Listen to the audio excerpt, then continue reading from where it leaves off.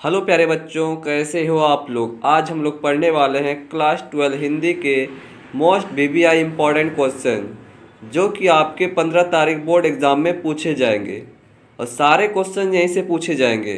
तो आइए हम बिना टाइम वेस्ट किए डायरेक्ट क्वेश्चन आंसर पर चलते हैं। तो क्वेश्चन नंबर 1 बोल रहा है मेरा कि यह दीप अकेला कविता में दीप किसका प्रतीक है। तो कविता में दीप किसका प्रतीक था? तो ये था व्यक्ति का प्रतीक था। कविता में दीप किसका था? व्यक्ति का। क्वेश्चन नंबर 2 देखते क्या बोल रहा है कि चार हाथ लघु कथा किसके शीर्षकों को उजागर करती है। तो चार हाथ लघु कथा किसके शीर्षकों को उजागर करती है? तो ये मजदूरों की, किसकी? मजदूरों को करती है। क्वेश्चन नंबर 3 देखते क्या बोल रहा है कि सूरदास देवदास कहानी में घटनाएं किस शहर में घटती हैं। तो दूसरा देवदास कहानी में घटनाएं हरिद्वार में घटती है। कहाँ पे? हरिद्वार में घटती है। क्वेश्चन नंबर 4 देखिए क्या बोल रहा है कि दूसरा देवदास की झोपड़ी शीर्षक पाठ किस उपन्यास का अंश है। तो ये दूसरा देवदास की झोपड़ी शीर्षक पाठ किस उपन्यास का है? तो ये रंगभूमि का है। किसका? रंगभूमि का। क्वेश्चन नंबर 5 देखिए क्या बोल रहा है कि भारत में पहला छापा खाना कहाँ पर लगाया गया था। तो ये गोवा में लगाया गया था। कहाँ पे? गोवा में लगाया गया था। क्वेश्चन नंबर 6 देखिए क्या बोल रहा है कि आज़ादी से पूर्व का प्रमुख समाचार पत्र कौन सा है। तो आज़ादी से पूर्व प्रमुख समाचार पत्र प्रताप समाचार पत्र है। कौन सा? प्रताप। क्वेश्चन नंबर 7 देखिए क्या बोल रहा है। क्वेश्चन नंबर 7, जयशंकर प्रसाद ने मधुमेह देश किससे कहा है। तो जयशंकर प्रसाद ने मधुमेह देश भारत को कहा है। किसको? भारत को। क्वेश्चन नंबर 8 देखिए क्या बोल रहा है कि कार्नेलिया गीत की रचनाकार कौन है। तो कार्नेलिया गीत के रचनाकार जयशंकर प्रसाद है। कौन है? जयशंकर प्रसाद। क्वेश्चन नंबर 9 देखते क्या बोल रहा है। क्वेश्चन नंबर 9, कार्नेलिया का गीत कविता का केंद्र विषय क्या है।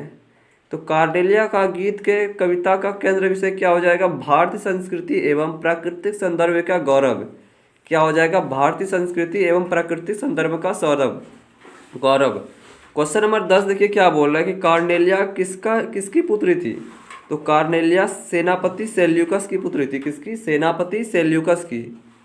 क्वेश्चन नंबर 11 देखिए क्या बोल रहा है। क्वेश्चन नंबर 11, हेम कुंभ ले उषा सवेरा में कौन सा अलंकार है। क्वेश्चन नंबर 11 बोल रहा है हेम कुंभ ले उषा सवेरा में कौन सा अलंकार है। तो ये मानवीय अलंकार है। कौन सा? मानवीय अलंकार है। क्वेश्चन नंबर 12 देखिए क्या बोल रहा है कि कार्नेलिया का गीत कविता किस नाटक का अंश है। तो कार्नेलिया का गीत कविता का नाटक का अंश है। चंद्रगुप्त नाटक का। किसका? चंद्रगुप्त नाटक। क्वेश्चन नंबर 13 देखिए क्या बोल रहा है कि गीत गाने दो मुझे कविता के कवि कौन है। तो गीत गाने दो मुझे कविता का कवि कौन है। तो सूर्यकांत त्रिपाठी निराला है। कौन है? सूर्यकांत त्रिपाठी निराला। क्वेश्चन नंबर 14 देखिए क्या बोल रहा है कि सरोज स्मृति किस प्रकार की कविता है। तो सरोज स्मृति शोक गीत है। क्या है? शोक गीत है। क्वेश्चन नंबर 15 देखिए क्या बोल रहा है कि सरोज स्मृति शीर्षक कविता में सरोज कौन है। तो ये निराला की पुत्री है। किसकी? निराला की पुत्री है। क्वेश्चन नंबर 16 देखिए क्या बोल रहा है कि यह दीप अकेला कविता के कवि कौन है। तो यह दीप अकेला कविता के कवि सच्चिदानंद हीरानंद वत्सायन है। कौन है? सच्चिदानंद हीरानंद वत्सायन। क्वेश्चन नंबर 17 देखिए क्या बोल रहे हैं कि दिशा कविता के कवि कौन है। तो दिशा कविता के कवि कौन है? केदारनाथ सिंह है। कौन है? केदारनाथ सिंह है दिशा कविता के कवि। क्वेश्चन नंबर 18 देखिए क्या बोल रहा है कि कवि किससे हिमालय की दिशा के विषय में पूछता है। तो किससे पूछता है हिमालय की दिशा के बारे में? तो पतंग उड़ाते बच्चे से। किससे? पतंग उड़ाते बच्चे से। क्वेश्चन नंबर 19 देखिए क्या बोल रहा है कि दिशा कविता में कवि ने क्या अभिव्यक्त किया है। तो कवि ने क्या अभिव्यक्त किया है? बाल मनोविज्ञान अभिव्यक्त क्या है? बाल मनोविज्ञान। क्वेश्चन नंबर 20 देखिए क्या बोल रहा है कि एक काम कविता के कवि कौन है। तो एक काम कविता के कवि कौन है? विष्णु खगे हैं। कौन? विष्णु खगे। क्वेश्चन नंबर 21 देखिए क्या बोल रहा है कि मानव जीवन में किसका महत्व सर्वाधिक है। तो मानव जीवन में सत्य का महत्व सर्वाधिक है। सत्य का। किसका? सत्य का। क्वेश्चन नंबर 22 देखिए क्या बोल रहा है कि सत्य कविता में विदुर किसका प्रतीक है। तो सत्य कविता में विदुर किसका प्रतीक है? सत्य का प्रतीक है। किसका? सत्य का। क्वेश्चन नंबर 23 देखते क्या बोल रहा है। क्वेश्चन नंबर 23, वसंत आया कविता में किसका वर्णन किया गया है।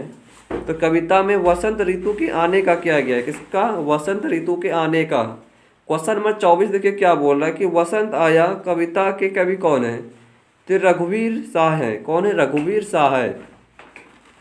क्वेश्चन नंबर 25 देखिए क्या बोल रहा है, क्वेश्चन नंबर 25, तोड़ो कविता के कवि कौन है, तो तोड़ो कविता के कवि रघुवीर शाह है। कौन है, रघुवीर शाह है।